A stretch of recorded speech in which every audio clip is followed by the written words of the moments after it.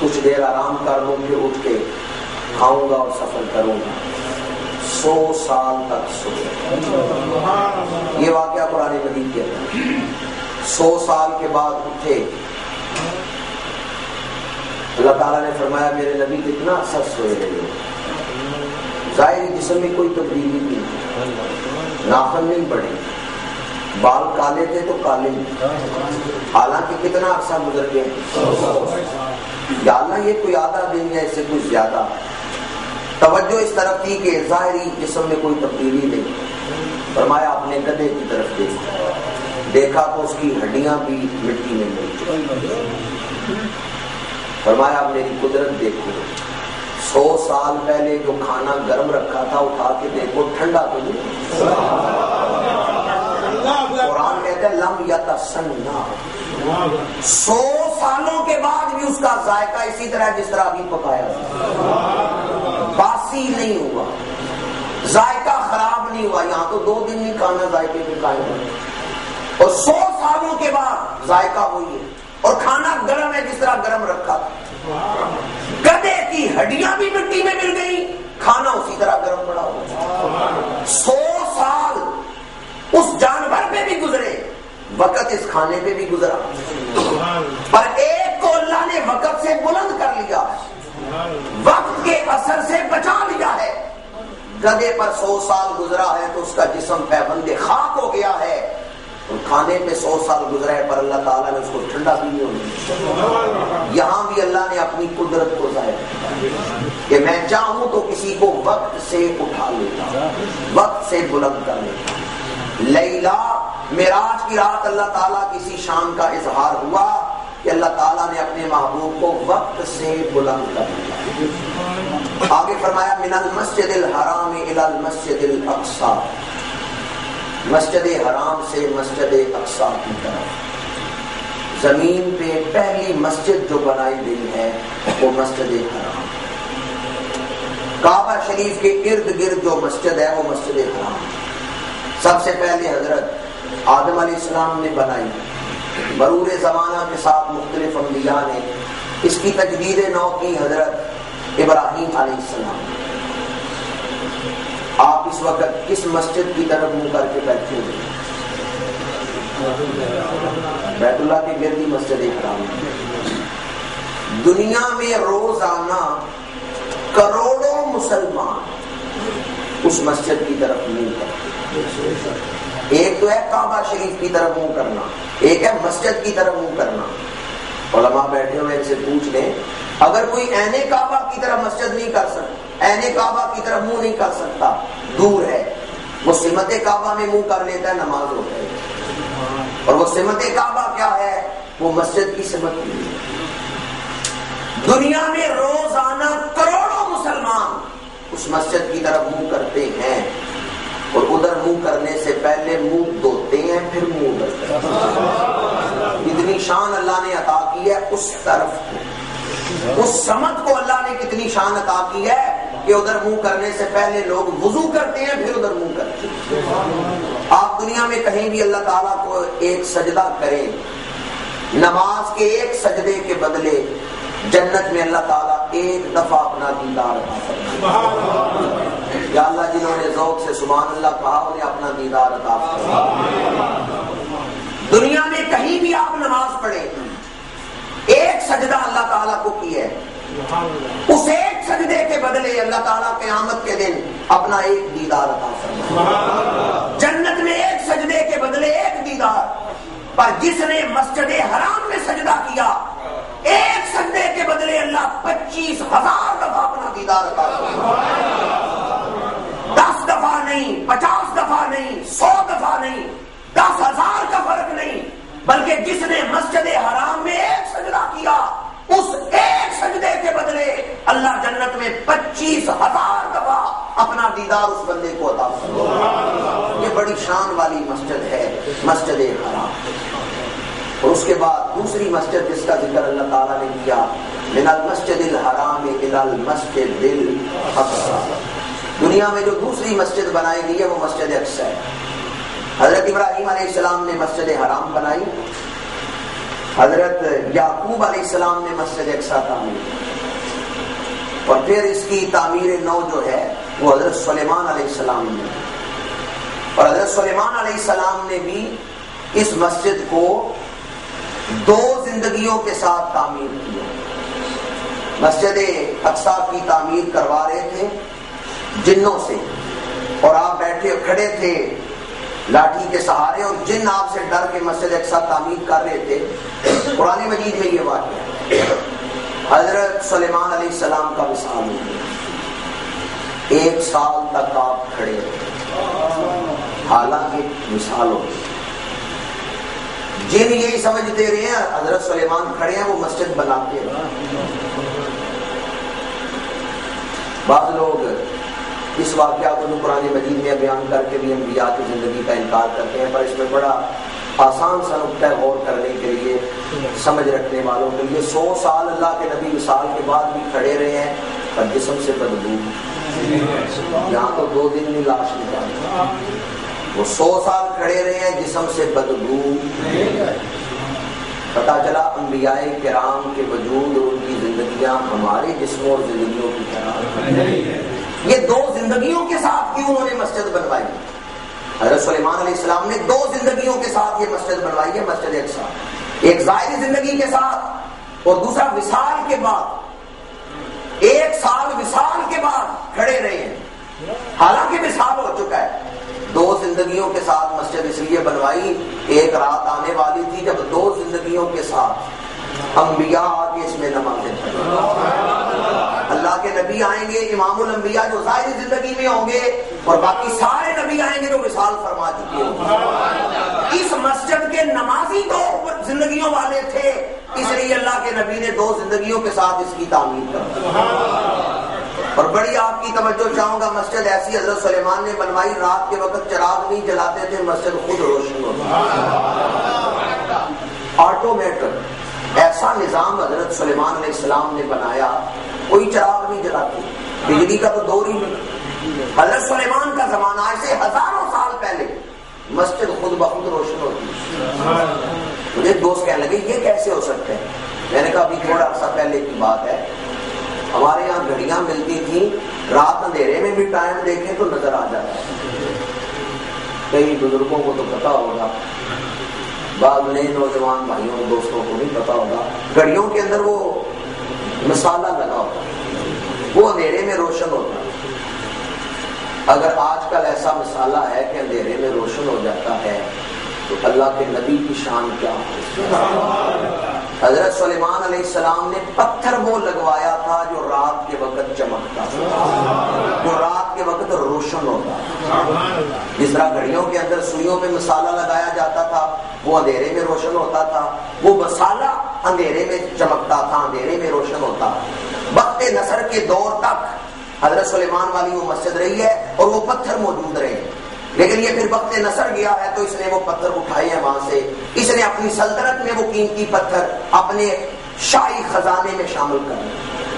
حضرت سلیمان علیہ السلام نے مسجد اقصی کی تعمیر فرمائی، اور اللہ تعالیٰ نے اس مسجد کو بھی بڑی شان عطا فرمائی۔ ایک عرصے تک میرے اور آپ کے آقا اس مسجد کی طرف بھی چہرہ کر کے نماز ادا فرماتے ہیں۔ جو آدمی خلوص دل کے ساتھ مسجد اقصی جائے اور ایک نماز ہی اس مسجد میں پڑھ کے نکلے، وہ ایسے نکلتا ہے جیسے آج ماں کے پیٹ سے پیدا ہوا۔ مسجد اقصی کو بھی اللہ نے بڑی شان عطا کی۔ ایک شان اس آیت میں بھی بیان کی ہے، الذی بارکنا حولہ، وہ مسجد جس کے ارد گرد ہم نے برکتیں رکھی۔ مسجد اندر سے برکت رکھتی ہے یا باہر سے؟ آپ باہر سے آتے ہیں جوتے پہن کے، اندر داخل ہوتے ہیں جوتے اتار کے، تو برکت اندر ہے یا باہر؟ ہر مسجد اندر سے برکت رکھتی ہے، کوئی ایسی مسجد ہے جو اپنے باہر سے برکت رکھتی ہے؟ الذی بارکنا حولہ، یا اللہ ہر مسجد اندر سے برکت رکھتی ہے، تو مسجد اقصی کے باہر والی برکتیں کیوں بیان کر رہا ہے؟ جواب آتا ہے منشاء کلام یہ ہے کہ جو مسجد اپنے باہر اتنی برکتیں رکھتی ہے وہ اندر سے کتنی برکت رکھتی ہے۔ الذی بارکنا حولہ، اس مسجد کی 4 دیواری کے باہر بڑی برکتیں ہیں، جب باہر بڑی برکتیں ہیں تو مسجد برکت. اور آگے اللہ تعالیٰ نے اسی آیت میں مقصد معراج بیان کیا, لِنُرِيَهُ مِنْ آیَاتِنَا. معراج کیوں کروائی؟ اللہ کے کلام میں بڑی بلاغت ہے. ایک آیت میں سارے مضمون بیان کر دیے. معراج کروانے والے کا ذکر, معراج پانے والے کا ذکر, اور کن جگہوں پہ سیر کرائی گئی اس کا ذکر, اور سیر کیوں کرائی گئی, مقصد کیا تھا, وہ بھی اللہ نے اسی آیت میں بیان کر دیا. لِنُرِيَهُ مِنْ آیَاتِنَا, تاکہ ہم دکھائیں اپنے محبوب کو, من آیاتنا, اپنی بڑی بڑی نشانیوں میں سے. یہ لفظ بڑا قابل غور ہے, لِنُرِيَهُ, تاکہ ہم دکھائیں. یہ حضور کی محبوبیت کو ظاہر کرتا ہے. لِنُرِيَهُ, تاکہ ہم دکھائیں. شان محبوبیت. حضرت موسیٰ علیہ السلام عرض کرتے ہیں, رب آرنی انظر الیک. 40 راتیں جاگے ہیں, خود چل کے گئے ہیں, شب بیداریاں کرتے رہے ہیں. جب کلام کی حلاوت ملی, لذت سے روح مچل اٹھی, تو عرض کیا, اے خوبصورت کلام کرنے والے, تیرے کلام میں اتنا حسن ہے تو تیری ذات میں کتنا حسن ہے. آرینی انظر الیک, آج حجابات ہٹا دے, پردے ہٹا دے, میرا دل مچل رہا ہے تیرے دیدار کے لیے, میں تجھے دیکھنا چاہتا ہوں. آرینی انظر الیک, مولا مجھے دکھا, میں دیکھنا چاہتا ہوں. حضرت موسیٰ کا مقام ہے آرینی, حضور کا مقام ہے لِنُرِيَهُ. علماء سے پوچھیں, آرینی اور لِنُرِيَهُ, ان دونوں میں فرق کیا ہے؟ موسیٰ عرض کرتے ہیں, مولا میں دیکھنا چاہتا ہوں, اور حضور کو رب فرماتے ہیں, پیارے تو چادر لے کے سویا ہوا ہے, میں تجھے دکھانا چاہتا ہوں.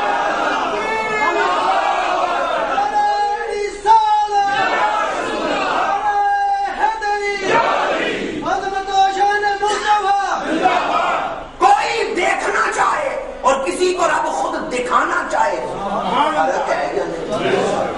کوئی 40 راتیں جاگ کے عرض کرے آرینی, اور کوئی چادر تان کے چہرہ ڈھانپ کے سویا ہوا ہو, کوئی چہرہ ڈھانپ کے لیٹے ہوں, آرام فرما رہے ہوں, اور اللہ فرمائے لِنُرِيَهُ, ہم دکھانا چاہتے ہیں.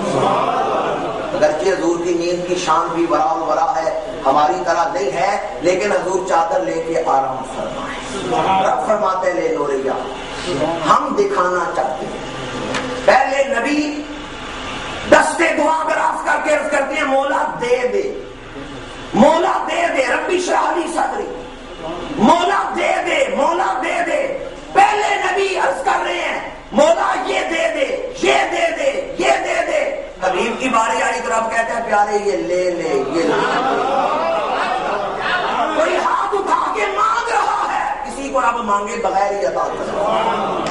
تبارک اللہ ہے شان تیری, تجھی کو زیبا ہے بے نیازی, کہیں پہ وہ جوش لنترانی, کہیں تقاضے.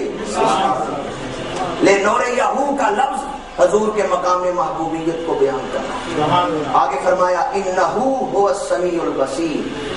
وہ ضمیر لفظ سبحان کی طرف لوٹائیں تو اس سے مراد اللہ, کہ بے شک وہ وہی ہے جو بہت سننے والا, دیکھنے والا.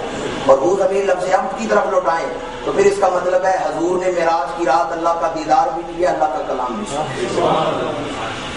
وہی سننے والے اور دیکھنے والے, دیکھا بھی ہے, کلام سنا بھی. اور وہ ضمیر کو سبحان کی طرف بھی اور لفظ حمد کی طرف بھی مفسرین نے لوٹایا ہے. میں نے آیت معراج کے چند تفصیلی نکات آپ کے سامنے بیان کیے. آئیں یہ جو پہلا مرحلہ اس آیت میں ہے اسی کے حوالے سے احادیث مبارکہ اٹھا کے دیکھیں. حضور حضرت ام ہانی کے گھر آرام فرما ہے, جبریل محو عبادت ہیں. اللہ تعالیٰ نے فرمایا, جبریل جا جنت سے براق لے کے اور ہزاروں فرشتوں کی بارات لے کے زمین پہ اتر, اور میرے حبیب کو معراج پہ آنے کی دعوت. کسی کو اپنے گھر بلانے کے دو طریقے ہیں. ایک طریقہ یہ ہے کہ آپ کسی کو دعوت دیں, فلاں وقت میرے گھر آنا ہے, اور کس طرح آنا ہے یہ تیری اپنی ذمہ داری ہے, پیدل آنا ہے یا گاڑی پہ آنا ہے, میرا کام صرف دعوت دینا ہے. میں نے دعوت دے دی, اب فلاں وقت تم نے میرے گھر آنا ہے, کس طرح آنا ہے یہ تمہاری ذمہ داری. دوسرا طریقہ یہ ہے، کسی دوست کو آپ دعوت دیں، فلاں دن فلاں وقت تیری دعوت ہے میرے گھر، اور اس وقت تو اپنے گھر ہی انتظار کرنا، میں لانے کے لیے گاڑی بھی بھیجوں گا، اپنا نوکر بھی بھیجوں گا۔ مہمان کی زیادہ عزت کس انداز میں ہے، پہلے میں یا دوسرے میں؟ کسی کو آپ دعوت دیں میرے گھر تیرا کھانا ہے، اس میں بھی عزت ہے، لیکن آنا اس نے اپنی مرضی سے ہے، پیدل آئے یا گاڑی پہ آئے۔ تو کسی دوست کو آپ کے تو گاڑی بیٹھنا، میں نوکر بھیجوں گا، گاڑی بھیجوں گا، تجھے لے کے آئیں گے، دوسرے انداز میں مہمان کی شان زیادہ ہے، عزت کا اظہار زیادہ ہے۔ معراج کی رات اللہ نے فرمایا محبوب آپ تو چادر لے کے آرام فرما ہو، میں خادم بھی بھیجوں گا اور سواری بھی بھیجوں گا، سواری بھی بے مثال، اور جو خادم بھیجا ہے وہ خادم بھی، سواری ہے براق۔ بعض کہتے ہیں یہ برق سے ہے، برق کا معنی بجلی، جہاں اس کی نظر ہوتی تھی وہاں اس کا قدم ہوتا تھا۔ اور علامہ احمد بن محمد قسطلانی نے المواہب اللدنیہ میں لکھا ہے کہ 2 رنگوں والی سواری کے لیے بھی یہ براق کا لفظ بولا جاتا ہے، وہ جانور جس کے 2 رنگ ہو۔ بعض جانور ہوتے ہیں پورے جسم میں بس 2 ہی رنگ ہیں، تیسرا رنگ نہیں ہوتا ان کے جسم میں۔ براق کے بھی 2 رنگ تھے، سارا جسم سفید تھا، لیکن اگلی ٹانگوں سے اوپر اور گردن کے نیچے یہ جو چھاتی کا حصہ تھا یہ سرخ یاقوت کی طرح چمک رہا تھا۔ براق کی چھاتی اس طرح تھی جیسے کسی نے یاقوت لگایا، اس کی چھاتی والا حصہ سرخ یاقوت کی طرح چمکتا تھا، باقی سارا جسم سفید۔ یہ سواری دنیا کی سواری بلکہ جنتی سواری۔ یہ سواری جنت میں کھاتی کیا؟ دنیا کے کھانے یا جنتی خوراک؟ جنتی خوراک کھا کے کوئی جنت میں کوئی بول پیشاب نہیں کرتی، جنت غلاظت کی جگہ۔ سواری کی شان سنیں کہ سواری کی شان کیا ہے، وہ دنیا کے کھانوں سے بے نیاز، اس کی خوراک نوری ہے، وہ جنتی کھانے کھائے اور بول و براز بھی نہیں کرتی، اور سواری نوری ہے کہ جنت سے اس کا تعلق ہے۔ اگر سواری اتنی شان والی ہے تو سوار کتنی شان والی؟ شان والی سواریاں شان والے سواروں کو پیش کرتی، سواری دیکھ کے سوار کی عظمت سمجھ آ جاتی ہے۔ جبریل امین آئے، براق کو بیت اللہ شریف کے پاس کھڑا کیا، فرشتے وہاں کھڑے ہوئے، خود جبریل حضرت میہانی کے مکان کی چھت سے اندر داخل ہوئے۔ یہ روایت بیان میں تواتر کے ساتھ آئی ہے، اس کو سینہ بسینہ بیان بڑا کیا گیا۔ ویسے اس موضوع پر 3 روایتیں ہیں۔ بعض روایتوں میں جبریل نے اپنا پر حضور کے قدموں سے مس کیا، حضور اٹھ کے بیٹھے۔ بعض روایتوں میں جبریل نے نہیں اٹھایا، اللہ نے خود اپنے حبیب کو اٹھا لیا۔ اور تیسری روایت جو ہے وہ سینہ بسینہ بڑے تواتر سے بیان ہوئی ہے کہ جبریل نے دیکھا محبوب آرام فرما ہے، عرض کیا مولا آواز دے کے تیرے حبیب کو اٹھا لو، جواب آیا جبریل یہاں آواز اونچی نہ کر۔ باب جبریل کے پہلو میں ذرا دھیرے سے فخر جبریل کو کہتے ہوئے یوں پایا گیا، پلکوں سے درے یار پہ دستک دینا، اونچی آواز ہوئی عمر بھر کر سرمایا۔ یہاں آواز نہ اونچی کرنا، یا اللہ پھر جسم ہلا کے اٹھا لو، آواز نہیں دیتا جسم ہلا لو۔ فرمایا جبریل میں دروازے پہ دستک پسند نہیں کرتا، تو جسم ہلانے کی بات کرو، میں تو حکم دیتا ہوں وَلَوْ أَنَّهُمْ صَبَرُوا حَتَّى تَخْرُجَ إِلَيْهِمْ لَكَانَ خَيْرًا لَهُمْ۔ عرب کے لوگ آئے میرے حبیب کے دروازے پہ منتظر کھڑے رہے، دستک نہ دے، میرا حبیب اپنی مرضی سے باہر نکل کے ملے، یہ ان کی وَلَوْ أَنَّهُمْ صَبَرُوا حَتَّى تَخْرُجَ إِلَيْهِمْ لَكَانَ خَيْرًا لَهُمْ۔ جبریل میں دروازے پہ دستک کی اجازت نہیں دیتا، تو کہتا ہے میں حبیب کے جسم کو ہلاؤں۔ اب جبریل پر بڑا کٹھن وقت آئے، نہ آواز دے سکتا ہوں نہ جسم ہلا سکتا ہوں، مولا پھر تو ہی بتا تیرے حبیب کو اٹھاؤں تو کیسے، پیغام سناؤں تو کیسے۔ حریم کبریا سے صدائی قبل قدم ہی ہے، اے فرشتوں کے سردار سوچتا کیا ہے، آگے بڑھ اور اپنے کافوری ہونٹوں سے میرے حبیب کے قدموں کی تلیاں چھو۔ فرشتوں کا سردار جھک رہا ہے، نوریوں کا تاجدار جھک رہا ہے، بیت المعمور کا امام جھک رہا ہے، سدرۃ المنتہا کا مکین جھک رہا ہے۔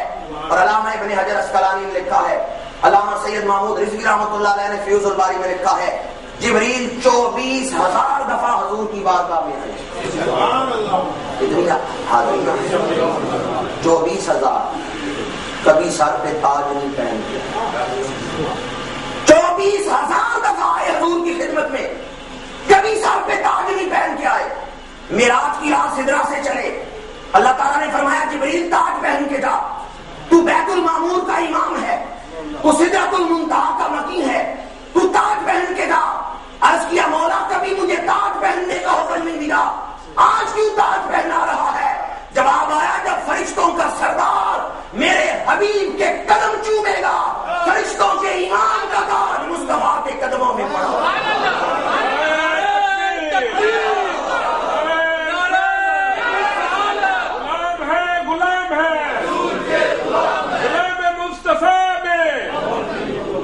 جبریل امین کی بڑی پرواز ہے, بڑی سرعت کے ساتھ, بڑی تیزی کے ساتھ جبریل پرواز کرتے ہیں. حضرت یوسف علیہ السلام کو بھائیوں نے کنویں میں لٹکایا, کمر میں رسا باندھ کے, رسا کاٹنے لگے, جبریل سدرہ پہ ہیں.